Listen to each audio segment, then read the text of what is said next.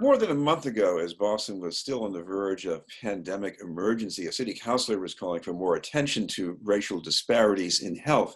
That attention has only been reinforced over the past few weeks with data highlighting differences by race and by neighborhood. To tell us what that means for current response and the future is the district councilor for Hyde Park, Mattapan, and Rosendale, and chair of the Council Committee on Public Health, Ricardo Arroyo. Thank you very much for being with us, Councilor. Thank you for having me. Councilor, I know it's been about 5 weeks or so since we talked about this council measure itself, but what have you seen in the city, and what has that told you about racial disparities in health? So, we know from the data that people of color are impacted differently and disparately in our healthcare system on business as usual. Now, when we have a pandemic, all of those things have been highlighted in a way that perhaps if you hadn't seen that before, you certainly see it now. And to give some idea of what I mean by that, we have a situation where, due to racial inequity and social inequity, people of color and folks lower on the social economic spectrum have a lot of pre-existing conditions, whether that's asthma, diabetes, hypertension, heart disease, sorry. And as this disease manifests itself, it's proven that with those specific preconditions, it can be more deadly. You have a lower chance of survival rate if you get it with those pre-existing conditions. And unfortunately for those communities, because they have those pre-existing conditions, getting this disease is a little different for them. It's a little bit more fatal. It's a little bit more scary and dangerous, and it's already pretty scary and dangerous for everybody else. Unfortunately, those communities make up the bulk of our grocery store workers, our MBTA drivers, our nurses, all our frontline folks. And so we're seeing a reality in Boston, at least, where there's a disparate amount where the rate of infection in those communities is higher, far higher than the actual percentage of population. And so it's a scary time for a lot of those communities. They're seeing a lot of rapid growth in infection rate. And at the moment, Boston's going through a surge. The state is going through a surge, and we're doing our best to ensure that we set up equitable ways to relieve some of that moving forward. One of the things that surprised me was the level of infections in part of your district in Hyde Park. Now, this is an area with a diverse population, a lot of immigrants, but this is not Chelsea. This is not the same level of poverty. You have a lot of people who are homeowners in Hyde Park. So what do you think is going on there? That's a good question. And so that brings me to another thing that I've been beating the drum on, which is we really need data. We don't have the data that we require. And so one of the issues we have is we have incomplete racial data. So we have an incomplete, sorry, my dog is over here running around. We have incomplete racial data. So that means we don't have the right percentage of, I think it's like 68% of 100% of cases we have racial data on, something like that. We don't have data as to regular things that would help us do containment. So for instance, we don't have data on whether or not somebody's been using the public transportation for the last 2 weeks before they got into infection. I have no idea. We don't have official job data. So I don't know if you're a frontline worker, and so that skews the percentage, right? I don't know if we have more nurses, for instance, in the district or in Hyde Park than other districts, and thus the percentage isn't by community spread, but because they're going to work and they're doing the things that they're doing. And so without that data, it's really hard to be prescriptive in our solutions. One of the things that I've heard said, for instance, is some of the percentage is higher Latino in the data that we do have. What about, does that mean that there's a language barrier? Well, I can't tell you because the data doesn't actually say whether or not somebody's monolingual or bilingual. For instance, if I had COVID, it wouldn't be because of language, but if you just saw Latino, you might presume that it is. And so that shortage of data on all of those different metrics makes it really difficult to be prescriptive. So when Hyde Park, for instance, has a high percentage, it's very difficult to tell whether or not it's because or the higher percentage of it is because they're doing MBTA. And so maybe there's something there we have to look into because they're frontline workers. And so we kind of expect that to happen, or because we're having an issue with social distancing and folks aren't following those rules. The real reality, though, is unlike other communities, Jamaica Pond exists, the Arboretum exists, but in Hyde Park, there's not many places where folks would kind of not be able to socially distance. It's pretty spaced out. It's a community of homes. And so without that extra data, it's very difficult to be prescriptive, and it is concerning. I know one response from the city recently was to increase testing in Hyde Park. Do you think that's going to help? I think it's incredibly helpful. And actually, I'm going to plug that right now. If you're a Hyde Park resident and you feel like you need to be tested, if you go to the Brigham Women's and Faulkner, you can be tested. No paperwork required. No, if you're undocumented, you don't have to worry about that. If you don't have insurance, you don't have to worry about that. You can just show up, get tested. They'll give you some food. They have access to food resources. They'll give you information in multiple languages, and that's incredibly helpful. And so thank you to Brigham and Women's for that. But the testing is an incredibly important part. The way I explain this is, if you ever want to leave your home again with any semblance of safety, we're going to need testing. We can't do it any other way. I'll give you an example of what I mean. Right now, if you called in to your hospitals, folks are being told, you don't need to be tested, just assume you have it. You have the symptoms, we don't have the test, so just stay home and stay there. The issue with that is it eliminates all of your contact tracing.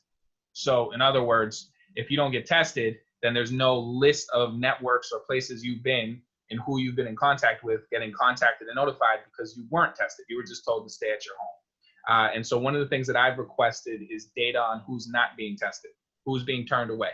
Because when we talk about a finite number of tests, that means people are being turned away. In other states, that data has shown that it tends to be folks who are people of color, folks who have less money or economic means or lack of insurance. And so in a situation like this, where we're seeing a spread in specific communities, that could be part of it. If you're sending somebody into a community without actually giving them information as to whether or not what they have is a cold or allergies or COVID, because the symptoms are so similar, it's less likely that they may take that seriously because they haven't actually been tested, so they don't actually know. Two, you're putting them in places where in a lot of homes in Boston, unfortunately, it's very difficult to socially distance. And so if you have to actually quarantine in a home where there's 5 or 6 folks in it, that's very difficult. And so it's expanding on that issue. The testing helps us actually bring that in line. So basically, eventually, when we want to open up, you're going to want to be able to do contact tracing. You're going to want to be able to tell, hey, this is actually spreading over here. It's going through these different mechanisms or these different folks, and we can contain that. When you don't do it that way, you end up with what we sort of have now, which is you have to assume everybody has it and you have to shut everything down. That's a mitigation technique. It's a containment one as well, but it's a containment one when you don't have the testing to actually do the contact tracing and the testing that we need to contain while keeping society open. And so the testing is wildly important. We don't have all the tests we need. And I think that there's probably no single issue larger than getting that, because without that, there's no way to safely reopen. There's a former Boston public health official who's now in charge of public health in LA County. She recently did a test that basically showed that for the larger population, there are a lot more infected people than you would have thought. Do we need something like that here? Dr. Brenda Ferrer, she was great out here. Exactly, Barbara Ferrer. Yes. And I noticed that she was running it in LA. I think we do. The reality is what we're talking about, these numbers, and this is what makes it tricky. When you have an incomplete mechanism for getting the data, and in that case, I'm talking about the testing. We don't have enough testing. And so when you don't have enough testing, there's people who most certainly have COVID-19 or have had it, but weren't tested and thus they're not represented in our numbers. So what that means is if we're looking for herd immunity, there are people right now who are actually have already had it and have already moved forward that we don't know about. And then on the opposite side of that, there's folks that do have it, that don't know they have it right now as we speak, that we aren't putting into our numbers. And so what that does is it deflates your numbers. I've heard all kinds of, I don't know what the right rule of thumb on this is. I've heard some people say they just multiply the numbers by 5. Heard other people say that they multiply the numbers by 10. And so there's no real rule to that, except to say that what the numbers we have right now are most certainly not accurate. It's much higher than that. And so because of that, we will need at some point to either do, I believe the way they actually do this is they're able to test your blood and they find out through your bloodstream whether or not you've had this in the past. And so at some point we are going to have to step up our testing and figuring out what the actual number is. because when you're working on incomplete data, it's incredibly difficult, again, to be prescriptive. And in this case, when you're working on incomplete or the inability to test as fully as we should be testing, it's very difficult to understand the exact scope of this problem and be accurate. So in other words, when Hyde Park or Mattapan or parts in my district are at the very top of the list for positive COVID-19, I don't know if that just means that for some reason my parts of the district have had better access to testing than other districts. And so it's very difficult to figure out where to focus your efforts when we have incomplete information in that way.